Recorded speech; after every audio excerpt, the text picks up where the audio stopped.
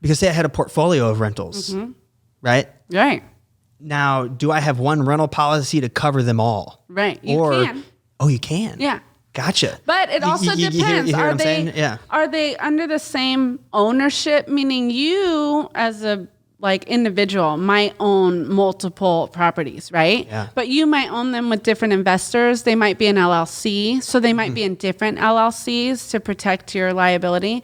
So if you have one home insured under, ABC LLC and you have another one insured under XYZ LLC, those have to have two separate policies because they're technically different owners. Okay. Even though you as an individual have a vested ownership, they're different owners, so they need different policies. Gotcha. They're protected differently. Yeah, but say everyone here at K Capital owned 100 different individual houses and had a portfolio of performing assets, would that all be able to be covered by one policy? Yeah. Or do I need... Yeah, there are policies that you can put them all under one policy. Okay. But there are negatives and positives to doing that. So remember we talked about liability, like if somebody sues you. So let's say you have 100 homes and they're all on one policy. Yeah. And you have, $5 million in liability on that one policy. That's it. That policy maxes out at $5 million in liability. Whereas if you did them on different individual policies, then maybe they can each have their own $5 million. Gotcha. So there's, it just, everyone is different. That's why you need a advisor. Cool. Yeah, right. Exactly. Especially when you're dealing with something like that. I'm going to keep letting you know that. You need me. Ooh, here we go. Yeah, you need me. So do I need you for full coverage or liability? What's the difference between these? What do we got going on here? Full coverage and liability. Did I write that down? Well, you said, what is liability insurance? Why do I need to have it and how much? Oh. So I was just trying to what do we got going on here? So full how coverage. Do you even get involved with the liability? Yeah. Full coverage and liability is typically an auto insurance term. Oh. Right. And I don't think full coverage should be used anyways. Just I know we're not talking about auto insurance, but full coverage is a false way to make people feel warm and fuzzy. When it's not, there's really no such thing as full coverage. Every policy has its own limits, its own deductibles, you need to be more educated about it. Liability means that you're covering the other people's car that you hit, not your own car. So if you have liability only, it just means you're not paying to protect your own car. You're only paying to protect the people that you hit. Okay. That's auto. Yeah. Liability on a home is, like I said, if you have somebody who comes and trips and falls, even if they weren't invited onto your home. Even if they're trespassing. So we have some trespassers come onto my property. And they sprain their leg. Yeah, they can sue you. What? Well, remember, we're in California, so anyone can be sued for anything at any time. See, in Missouri. And you have to pay lawyers to protect you, even if you're innocent, right? Wow. So your liability insurance kicks in, so your insurance company pays for the lawyers to defend you. Okay. Whereas if you don't have enough liability insurance, you have to pay the lawyers yourself. So liability is a huge part of a home policy. Okay. Yeah. And that is, so you have the home policy, then you have liability on top of that? Yeah. Is it plugged in there somewhere? Home policies have coverages in them, and liability is one of the coverages. It's typically included in homeowners insurance. It's typically included in landlord, but the dwelling policy, which is the actual cash value policy, dwelling policies are more like a la carte insurance policies. Okay. They're very, very basic, inexpensive insurance policies that pretty much have dwelling coverage on, and then you have to add in anything else. Okay. So sometimes they seem too cheap and too good to be true, and we know that sometimes when something seems too good to be true, it is. Yeah. So, or they could come and build onto their package, right? And custom build it and get what they want. Yeah, it definitely has its place in the insurance world, but you got to be really careful with them because they have a lot of exclusions. Yeah. Gotcha. I have a story about a liability policy. I had Let's hear it. I mean, liability covers things that you wouldn't think of because liability kicks in when you get sued, and you wouldn't think. Like if your friend came over, you wouldn't think they would sue you.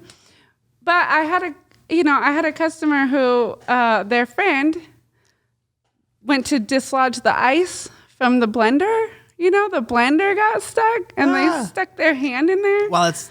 And they dislodged the ice with the tip of their finger, And they didn't have health insurance. And so they sued my customer so that their homeowners kicked in and defended them and ended up paying out their medical bills. Wow. So, I mean, you don't think that your friends would sue you, but sometimes when money and medical bills are involved, sometimes Well, was it well, here's the thing too. Did it have to be a combative thing? Right. A combative, it's like, I'm suing you because I cut my finger or is it like, hey, this is the best way for us to move forward as friends. It's like, hey, I really got hurt at your house. And I was like, no, it's not your fault. It was like my fault. Mm-hmm. How about we just make a couple claims on this so it does get taken care of? It's really no big deal. Right. Like, do people get sued like that now?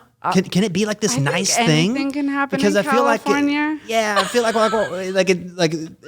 I cut my finger. It's like, okay, we do need to get it fixed. We need to get paid for. Yeah. Right. But it's like, how'd that go with that relationship between those friends?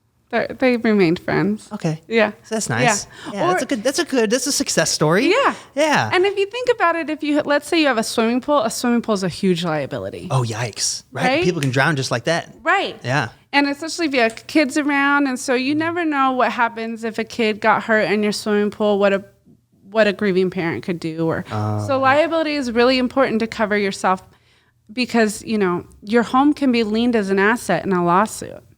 So you could think like, oh, I don't have anything, but you do if you own a home. Your home is a huge asset that can be liened in a lawsuit. So the liability is important to have. Wow. So even now, would that cover pets as well? Oh, right. So pets aren't, like if a pet gets sick or something like that, then no, your homeowner's insurance doesn't cover it. Yeah. But what if you have a dog that bites your neighbor, right? That's a big one. Oh. That's a big liability claim because it's your dog. Yeah. Right? You guys put dogs down here in California? Do we put dogs down? For biting people?